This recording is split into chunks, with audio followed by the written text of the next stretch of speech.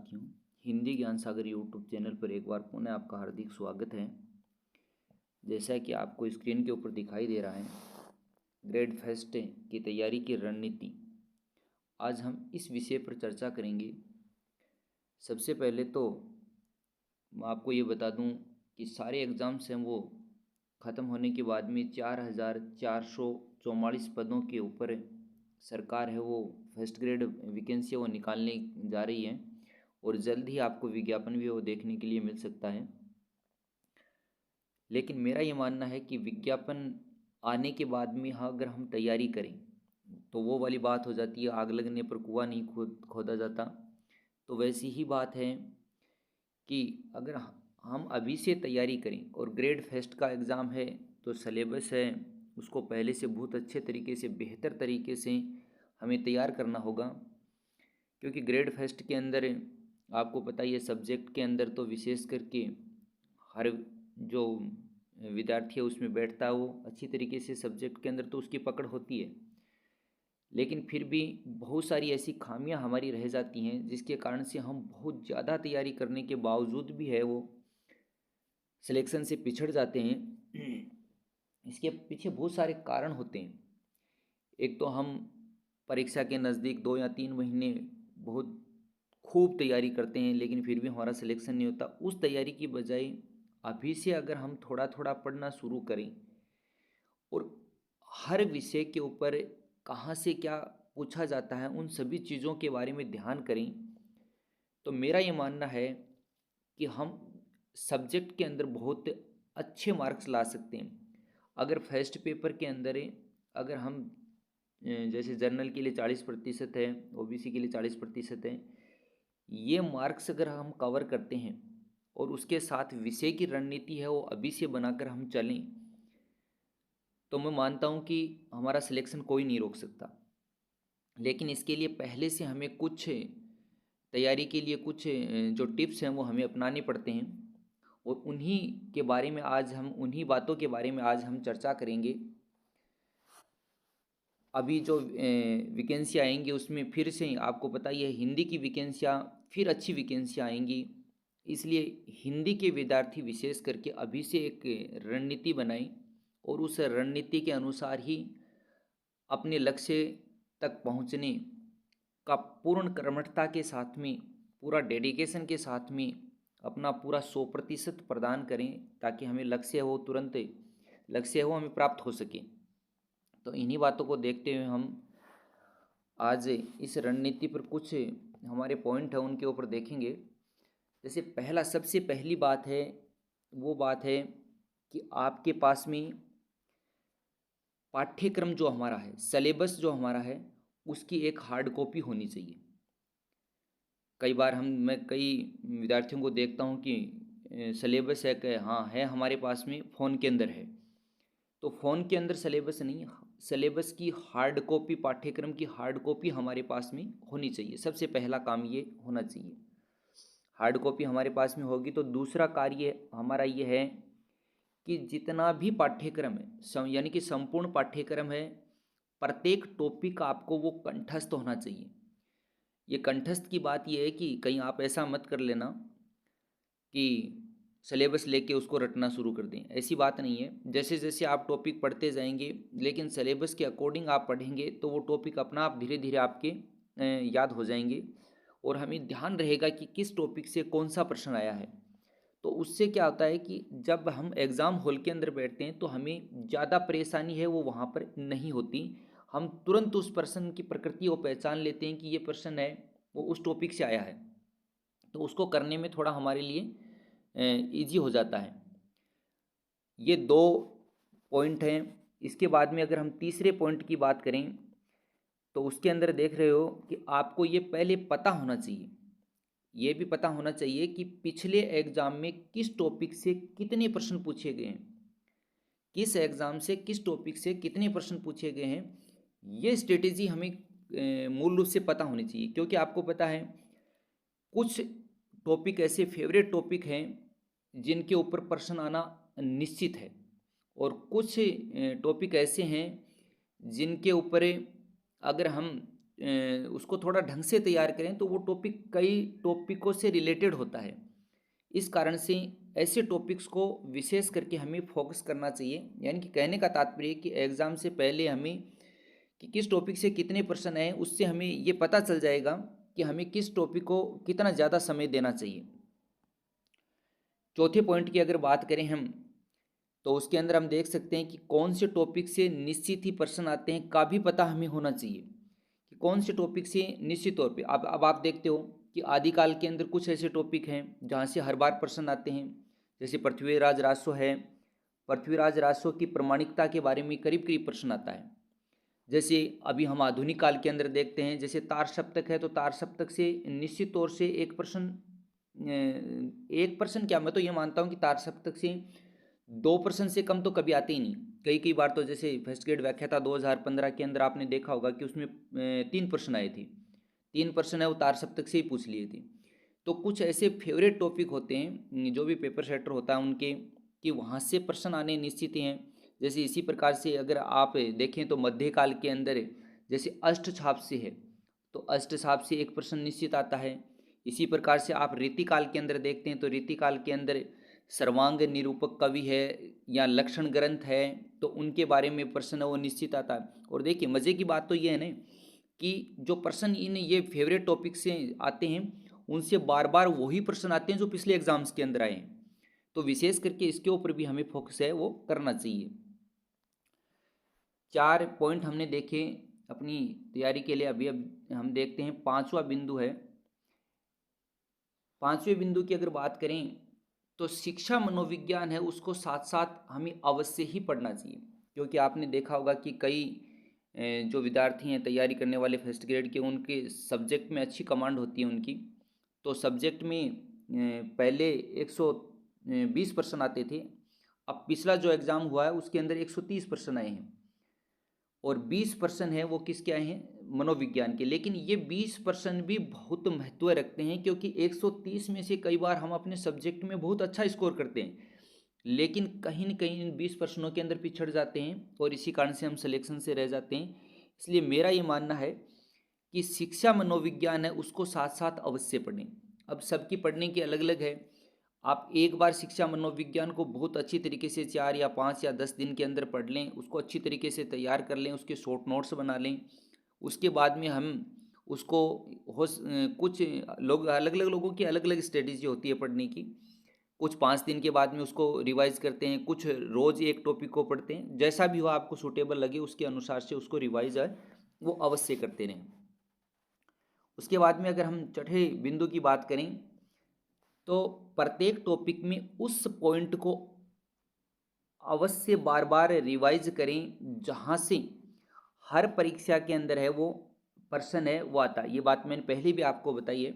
जैसे कि बहुत सारे ऐसे टॉपिक्स हैं जहाँ से हम देखते हैं कि बार बार है वो प्रश्न पूछे जाते हैं। अभी मैंने आपको जस्ट ही उदाहरण दिया, जैसे पृथ्वीराज रासो की प्रमाणिकता, अप्रमाणिकता, अर्ध प्रमाणिकता के बारे में प्रश्न पूछा जाता है। तार सप्तक के बारे में प्रश्न पूछा जाता है। जैसे नामकरण के बारे में कुछ टॉपिक जो है जो नामकरण है। इसके अलावा आप देखते हो कि रीतिकाल के अंदर लक्षण ग्रंथ है, जो अपने सर्वांग निरूपक हैं, कवि कौन से हैं। तो ऐसे कई टॉपिक ऐसे हैं जहाँ से बार बार है वो प्रश्न है वो पूछे जाएंगे। तो उन टॉपिक को आपको बार बार अवश्य ही रिवाइज करना है।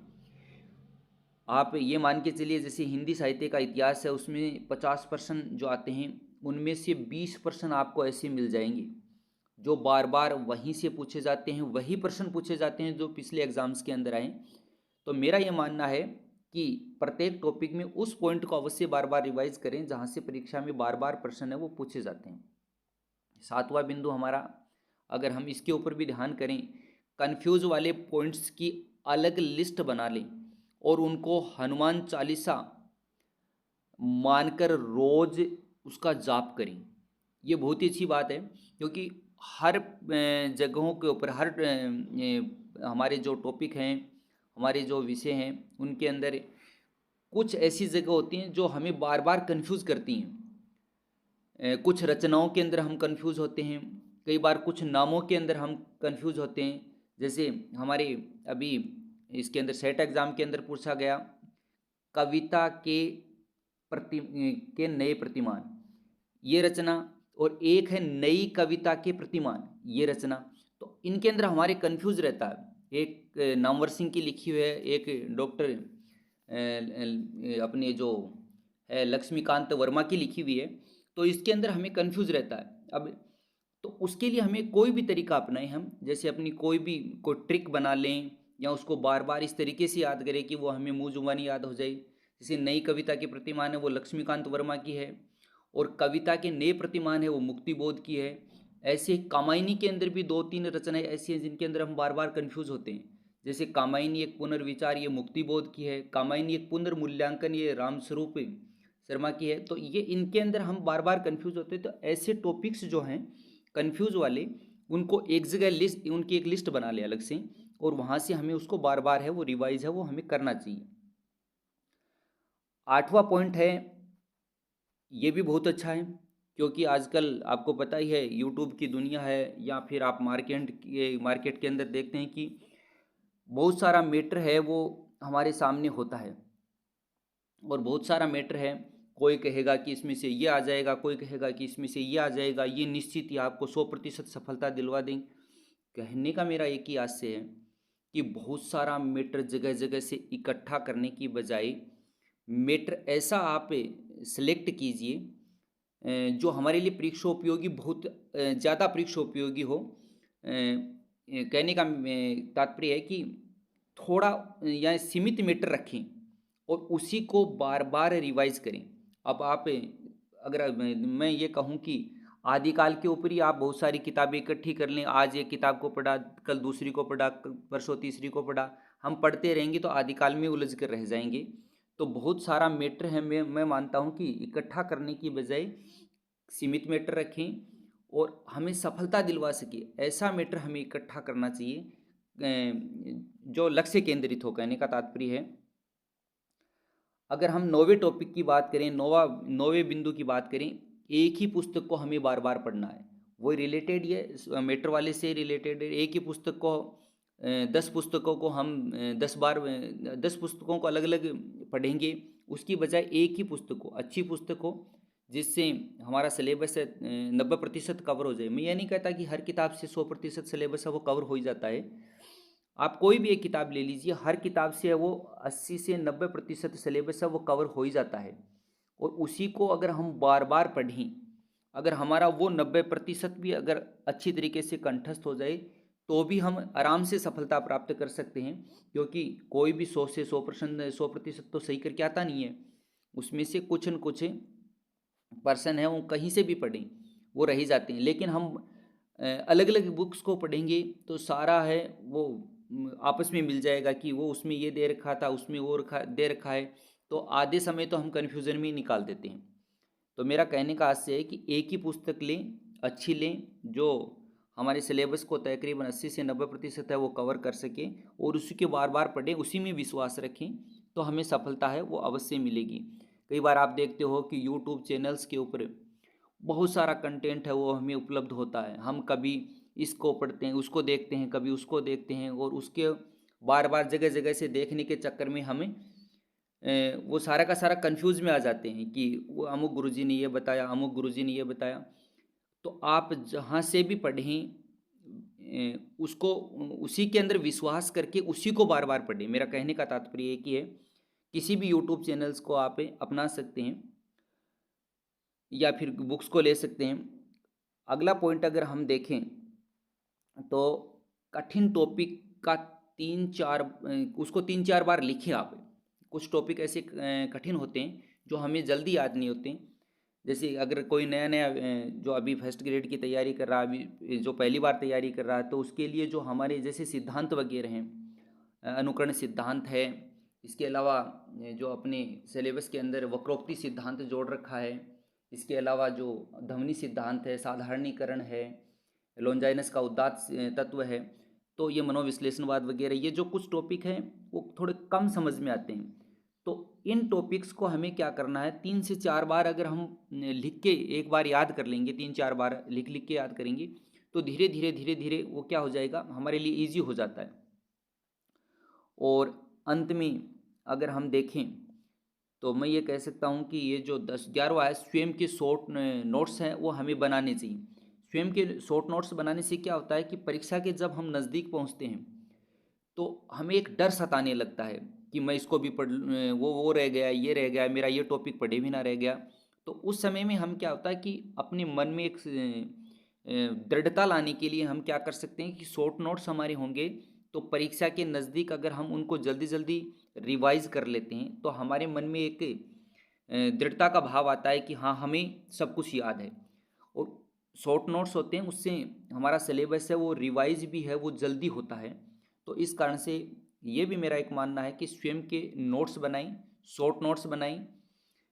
तो ये कुछ टॉपिक, कुछ बातें ऐसी थी जिसके ऊपर मैंने आज आपको बताया कि भाई फर्स्ट ग्रेड की तैयारी के लिए, और तैयारी है वो अभी से तैयारी के अंदर जुट जाना है। मैं मेरे इस चैनल के ऊपर भी फर्स्ट ग्रेड हिंदी की तैयारी के लिए मेरे हस्तलिखित नोट्स हैं, वो सारे के सारे मैं आपको उपलब्ध करवाऊंगा। सारा का सारा कंटेंट आपको उपलब्ध करवाऊंगा। ऐसा कंटेंट है जिसमें से 80% से 90% तक सिलेबस है वो आपका कवर हो जाएगा। इससे बाहर प्रश्न है वो कम ही चांस है, 80 से 90% का। मैं ये नहीं कहता कि 100 के 100 ही मेरे पढ़ाए हुए में से आ जाएंगे, लेकिन सारे के सारे नोट्स हैं वो मेरे खुद के हस्तलिखित हैं, मैंने खुद ने लिखे हैं। और जो पूर्व परीक्षाएं हैं, उन परीक्षाओं से आए हुए प्रश्न हैं वो मैं सारे के सारे आपको करवाऊंगा। चाहे वो 2012 सेकंड ग्रेड हो, 2012 फर्स्ट ग्रेड हो, उसके बाद में 13 में फर्स्ट ग्रेड लगी थी उसके हों, 2015 फर्स्ट ग्रेड हैं, 2018, 2022 सारी फर्स्ट ग्रेड के जो पेपर हैं वो सोल्व मैं आपको करवाऊंगा। और वो सोल्व करवाने के साथ साथ में उसमें प्रत्येक टॉपिक वाइज का मैं ये कह सकता हूँ, जैसे आदिकाल है तो आदिकाल के ऊपर जितने भी प्रश्न आए हुए हैं, जैसे 2013 की फर्स्ट ग्रेड के अंदर कौन कौन से प्रश्न आदिकाल से आए थे, 2015 के अंदर कौन कौन से प्रश्न है वो आदिकाल से आए थे, 2018 के अंदर आदिकाल से कौन से प्रश्न आए थे, 2018 संस्कृत शिक्षा विभाग से निकली हुई भर्ती थी उसमें से आदिकाल से कौन से प्रश्न आए थे, 2022 में माध्यमिक शिक्षा फर्स्ट ग्रेड के कौन से प्रश्न आदिकाल से आए थे, और 2022 संस्कृत शिक्षा विभाग से कौन से आए थे। इन प्रश्नों के साथ साथ में जितने भी प्रश्न आदिकाल से सेकंड ग्रेड भर्ती के अंदर जितने आए हुए हैं, कॉलेज लेक्चरर्स के अंदर 2016 कॉलेज लेक्चरर लगी थी उसके, या पहले की या बाद की जो भी कॉलेज लेक्चरर्स के एग्ज़ाम हैं 2021 वाली जो हुई, उसके जो कॉलेज लेक्चरर के जो पेपर हैं आदिकाल से जो प्रश्न हैं तो वो सारे के सारे मैं आपको उपलब्ध करवाऊँगा। हर प्रश्न है वो मैं आपको व्याख्या के साथ बताऊंगा, उसके बाद में उसकी थ्योरी मैं आपको पढ़ाऊंगा। तो मेरा कहने का तात्पर्य कि 80 से 90% सिलेबस है वो मैं मेरे पढ़ाए हुए के अंदर से मैं मानता हूँ कि आ जाएगा। अब पढ़ना आपको है, तैयारी आपको करनी है, सफलता आपको प्राप्त करनी है। तो ये जो हमारा है कंटेंट है वो अब जल्दी ही मैं शुरू करने जा रहा हूँ इसके अंदर। अभी देखिए मैंने थोड़ी सी इसकी अभी स्ट्रेटेजी भी बनाई थी। देखिए कि जैसे ये हमारा है, मैं आपको थोड़ा सा इसके बारे में बताता हूँ।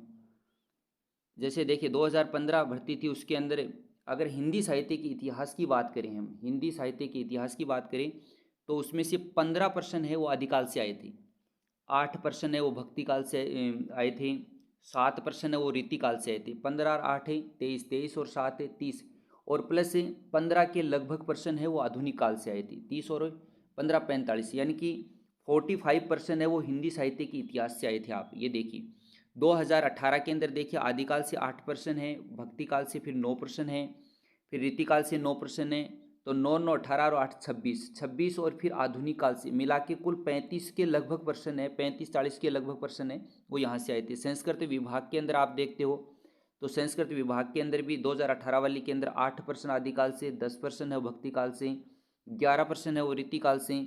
इसके बाद में इसी प्रकार से 13-14 के लगभग पर्सन है वो आधुनिक काल से भी आए होंगे। तो इसी प्रकार से आप ये देखिए 2013 के अंदर 6% है वो आदिकाल से, 10% है भक्ति काल से, 7% है वो रीतिकाल से, फिर आधुनिक काल से पर्सन आए होंगे। लेकिन ये पहले का सिलेबस था। अब सिलेबस है वो हमारा वो क्या हो गया, बदल गया। और सिलेबस बदल गया तो हम उसी की स्ट्रेटेजी के अनुसार से आज हम इसका आकलन भी करेंगे और उसी के अनुसार हम आगे भी बढ़ेंगे तैयारी के लिए।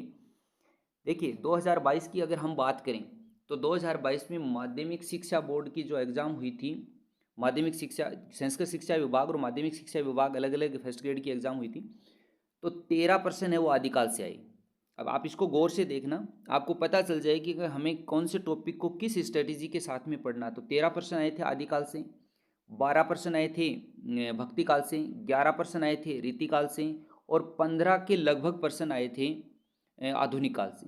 यानी कि कुल मिला के 51%, अगर हम 51 यानी कि 50 के लगभग परसेंट है वो मान सकते हैं कि हिंदी साहित्य का इतिहास है वो कवर करेगा। क्योंकि पहले तो बुक्स आती थी, 2015 की भर्ती है, उनमें से वो 9वीं से लेकर 12वीं तक की किताबें आती थी, वो किताबें अब हटा दी गई हैं इस कारण से। और वैसे भी उन भर्तियों के अंदर भी हिंदी साहित्य का इतिहास तो तकरीबन है वो 40 से के लगभग परसेंट सभी में थे।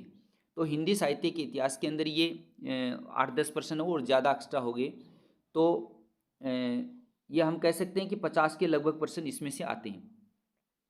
उसके बाद में अगर हम अपने सिलेबस की बात करें तो सिलेबस के अंदर पहला हमारा जो खंड है उच्च माध्यमिक स्तर का, उस उच्च माध्यमिक स्तर वाले खंड के अंदर से व्याकरण सॉरी व्याकरण वाला जो पार्ट है उसके अंदर से आप जो हमारा संधि समास उपसर्ग पढ़ते हैं उनमें से 20% आए हैं। 7% आपके जो आए हैं वो आए हैं अर्धशासकीय पत्र है, विज्ञप्ति है, परिपत्र है, निविदा है, ज्ञापन है, अधिसूचना है, इन टॉपिक्स के अंदर से आए। तो 7% वहाँ से हो गए।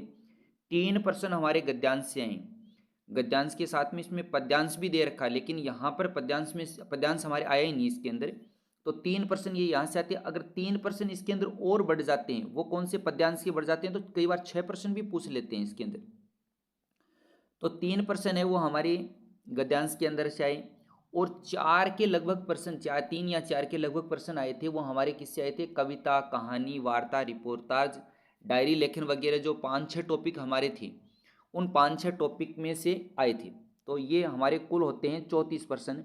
हम 34 यानी कि कह सकते हैं कि 32 से लेकर 35 के बीच में ये प्रश्न यहाँ के लगभग यहाँ से प्रश्न आते हैं। फिर खंड फेस्ट का ही दूसरा जो पार्ट है शब्द शक्ति वाला, काव्य शास्त्र वाला, तो काव्य शास्त्र वाले पार्ट में से लगभग 15% आते हैं जिसके अंदर शब्द शक्ति है, अलंकार है, उसके बाद में हम देखते हैं कि काव्य गुण है, काव्य रस है। तो ये जो टॉपिक हैं 4-5 टॉपिक हमारे हैं वहाँ से तकरीबन 15% आते हैं, क्योंकि उसमें जैसे अलंकार से 2% पूछ लिए, छंद से 2% पूछ लिए, काव्य गुण से 2% पूछ लिए, काव्य रस से हैं वो 3-4% पूछ लेते हैं।